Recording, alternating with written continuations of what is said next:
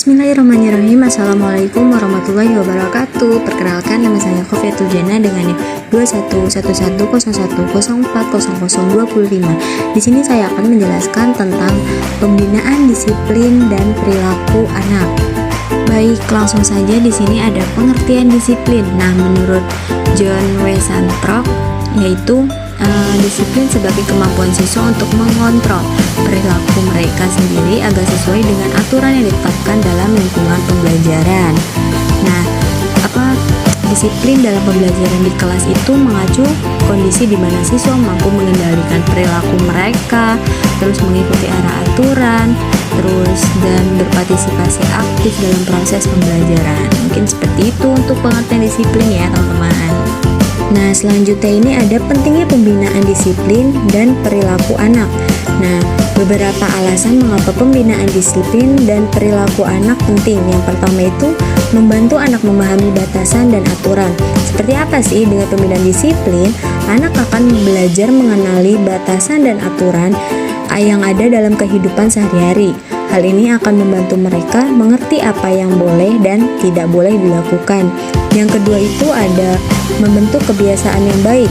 Pembinaan disiplin dan perilaku yang baik akan membantu anak kebiasaan yang baik sejak dini. Misalnya, mengajarkan anak untuk selalu menjaga kebersihan, berbicara yang sopan, atau menghormati orang lain. Nah, yang terakhir ini ada meningkatkan kemandirian. Dengan pembinaan disiplin yang tepat, anak akan belajar menjadi mandiri dan bertanggung jawab atas tindakan mereka sendiri. Mereka akan belajar mengambil keputusan yang baik dan menghadapi konsekuensi dari tindakan mereka sendiri. Oke, selanjutnya ada teknik pembinaan dan penerapan disiplin. Menurut Wiyani, terdapat 3 macam teknik pembinaan disiplin. Yang pertama itu ada teknik eksternal kontrol, merupakan suatu teknik yang mana disiplin peserta didik haruslah dikendalikan dari luar peserta. Nah, yang kedua itu ada teknik internal kontrol, mengusahakan agar peserta didik dapat mendisiplinkan diri sendiri di dalam kelas. Nah, yang terakhir ini ada teknik kooperatif kontrol. Ini antara guru sebagai manajer kelas dengan peserta didik harus saling bekerja sama dengan baik dan menegakkan disiplin di dalam kelas. Selanjutnya ada pemeliharaan dan peningkatan disiplin anak. Nah, yang pertama itu abaikan si pelanggar. Peserta didik seringkali berperilaku buruk untuk mendapatkan perhatian dari guru atau bahkan menguji reaksi guru. Nah, yang kedua itu kirimkan pesan-pesan nonverbal. Pesan-pesan nonverbal dapat diistilahkan dengan bahasa tubuh. Guru dapat menggunakan kontak mata, melakukan perubahan-perubahan dalam suara dan gerak tubuh ketika peserta didik berperi kemanusiaan yang tidak diperbolehkan atau melanggar aturan guru. Yang ketiga ini ada ajak berbicara cepat. Guru dapat mengajak peserta didik yang tidak disiplin keluar kelas dan menanyakan alasan mengapa ia berbuat demikian.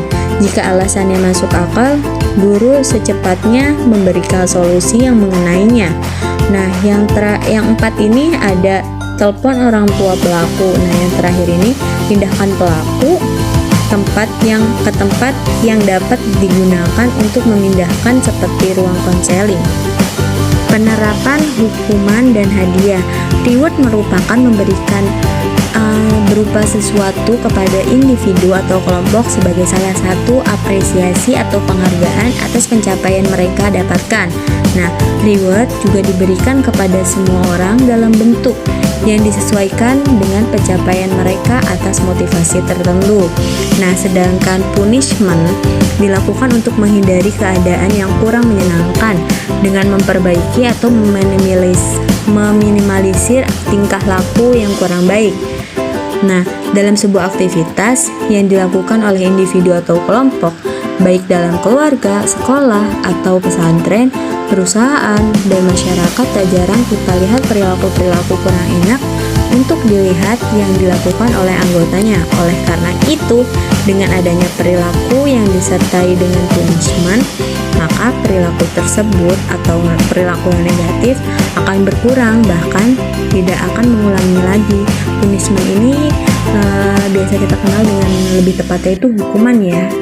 Nah, materi kita yang terakhir itu ada tujuan penerapan hadiah dan hukuman. Nah, tujuan memberikan reward itu diberikan agar mampu menarik perhatian seseorang untuk menjadi anggota organisasi yang berlaku. Terus kalau di dalam kelas tuh tujuannya reward ini agar peserta didik tuh lebih semangat dalam pembelajaran gitu. Nah, sedangkan hukuman ini tujuannya apa sih? Ketika peserta didik tidak mau mengikuti atau tidak mengikuti aturan di dalam kelas, tidak disiplin, tidak mengikuti aturan alur pembelajaran, nah siswa itu wajib diberi hukuman. Agar apa? Tujuannya itu agar siswa kapok, bukan kapok yang gimana, agar siswa tuh lebih menaati semua peraturan yang ada kita buat semuanya di kelas gitu-gitu. Jadi semua siswa terasa nyaman dengan adanya reward dan hukuman. Oke deh teman-teman, cukup sekian pembahasan kita dengan materi pembinaan disiplin dan perilaku anak. Sampai di sini, kurang lebihnya mohon maaf. Wassalamualaikum warahmatullahi wabarakatuh.